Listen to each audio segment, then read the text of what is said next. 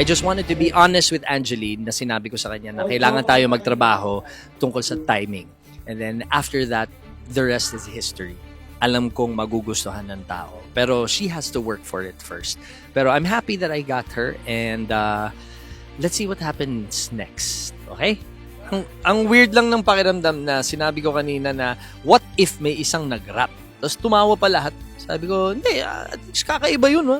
The voice. Pero paano nga nila gagawin yung magre-rap? Wala namang masyadong notes sa rap. Magsasalita ka lang naman, magre-rap ka, di ba? Tapos biglang may gumawa, si Angeline pala gagawa. Uy, walang biro, hindi ko talaga alam na magre-rap si Angeline. And magsising rap, actually. And I thought it was clever.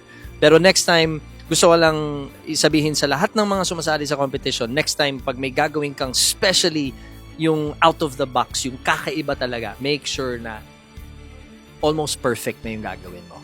Pero, at least nag-work. Umikot ako eh. So, good job. Good effort, Angeline. See you soon.